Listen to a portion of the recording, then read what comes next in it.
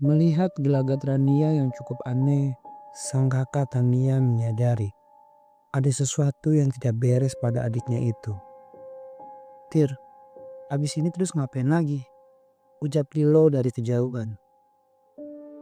"Iya, abis itu si Tania sama Rania berebutan mengambil salah satu yang ada di belakangnya." Baru saja mengucapkan seperti itu, Rania langsung menyergap yang ada di belakangnya Tania. Wajahnya Rania sudah semakin berbeda. Ia berlari mengambil salah satu benda yang ada di sekitar sana. Benar saja, lagi-lagi Rania kerasukan.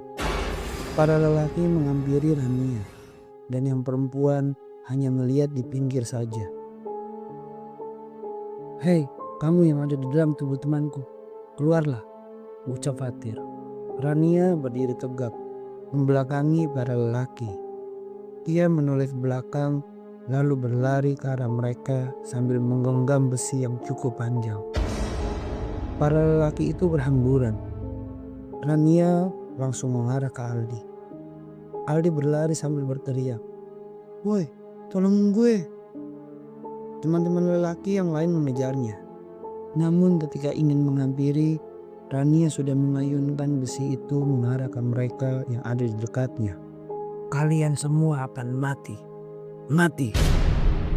ucap makhluk itu. Saat Rania tepat berada di tengah dan dilingkari oleh para lelaki, Fatir dan Rian langsung menyergapnya dari belakang. Semua teman-teman menghampiri. Sang kakak Tania berbicara pada makhluk itu. "Keluarlah dari tubuh adikku." Makhluk itu hanya bergumam tidak jelas. Fatir mendoakan sambil memegang kepala Rania. Lalu makhluk itu berhasil keluar. Rania telah sadar kembali. Waktu sudah menunjukkan pukul 8 malam. Belum lagi di gedung tua itu penerangannya sangat minim sekali. Hanya beberapa lampu saja yang hidup. Dan itu pun ditambah beberapa lighting dari mereka yang mereka bawa untuk tugas mereka. Hujan benar-benar tidak mau berhenti juga.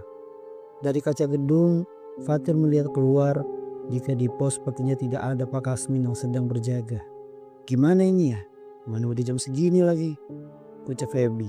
"Gua coba ke bawah deh, buka pintu lobi yang tadi tiba-tiba ketutup." "Yan, Zam, Mik, ayo ikut gua ke bawah." Lilo sama Aldi nemenin cewek-cewek yang ada di sini. Mereka semua mengangguk. Fatir dan ketiga temannya turun ke bawah. Hingga sampai di pintu lobi yang cukup gelap, Fatir, Rian, Azam dan Niko menyoroti dengan senter mereka ke arah pintu lobi. Rian memegang tuas pintu itu, namun tidak terbuka-buka. "Kekunci, Tir," ucap Rian. "Apa kita pecahin aja kali ya pintunya?" ucap Niko. Fatir menjawab, "Jangan, nanti malah berurusan lagi kita sama yang punya gedung ini. Coba kita cari cara lain." Di sisi lain, teman-teman yang ada di lantai 1 menunggu Fatir, Rian, Azam, dan Niko. Aldi tiba-tiba beranjak pergi. Lilo bertanya, "Mau kemana lu?" "Kebelet banget gue, Li." "Lah, mau buang air kecil di mana? Kan toiletnya di luar." "Ya siapa tahu ada di gedung ini," ucap Aldi. "Terserah lu dah," ucap Lilo. Aldi pun langsung berjalan ke arah ujung di lantai 1. Sembari membawa senter di tangannya, ia menemukan satu ruangan bertuliskan toilet. Tetapi pintu itu sudah sedikit macet dan susah untuk dibuka. Mau tak mau Aldi mendobrak pintu itu. Karena ia sudah tidak tahan, di dalam toilet yang benar-benar kumuh, tembok-tembok yang sudah hancur, dan hanya ada satu lampu kecil yang menyala. Aldi tidak merasakan hal yang aneh saat ia sedang mengeluarkan urinnya. Namun suatu ketika lampu itu padam. Aldi menyalakan senternya, mengarahkan ke sudut kamar mandi. Ia membuka keran air yang sedikit sekali keluar airnya. Setelah ia menyiram, senter yang ada di tangannya kemudian mati. Aldi menepuk senter itu berkali-kali, tapi tidak nyala-nyala juga. Pintu kamar mandi tiba-tiba tertutup kencang. Aldi panik, berusaha membuka pintunya, namun tidak bisa. Ia menggedor-gedor berharap yang di luar terdengar. Di ruangan toilet itu benar-benar gelap. Aldi berusaha menepuk senternya agar bisa nyala kembali. Tak lama kemudian, senter itu menyala lagi. Saat Aldi sedang menyoroti bagian ruangan, di kaca toilet, Aldi melihat sesosok berbaju putih di dalam kaca itu. Aldi mulai ketakutan. Ia memalingkan pandangannya. Lalu ia menyoroti pintu. Setelah itu, ia penasaran lagi dan menyoroti kaca itu. Namun, sosok itu tidak ada di kaca. Aldi memalingkan lagi pandangannya ke pintu. Tetapi, ketika ia menyoroti kaca itu lagi, sosok makhluk itu dengan wajah yang menyeramkan dengan jelas tepat berada di kaca. Sontak ia kaget dan berusaha mendobrak pintu itu. Saat sedang ingin mendobrak, Aldi terlempar ke belakang oleh kekuatan sosok makhluk itu. Aldi meringis kesakitan. Ia lalu mengatakan, "Tolong, jangan sakiti saya.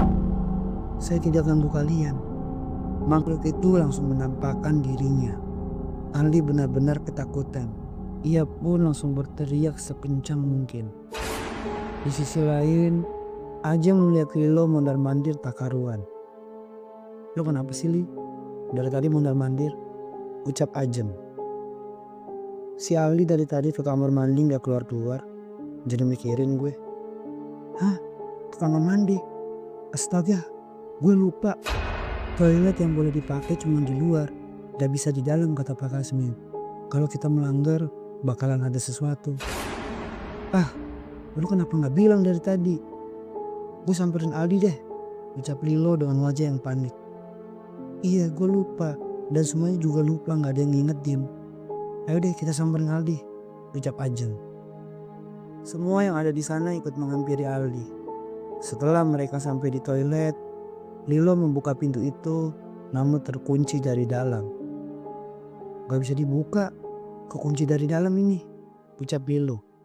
Semua memanggil Aldi, tapi tidak ada jawaban dari dalam toilet. "Kita dobrak aja mau gak mau," ucap Lilo. "Pakai apa?" ucap Felby. "Gue tendang aja. Kebetulan gue juga pernah ikut karate, jadi tahu tekniknya," ucap Lilo.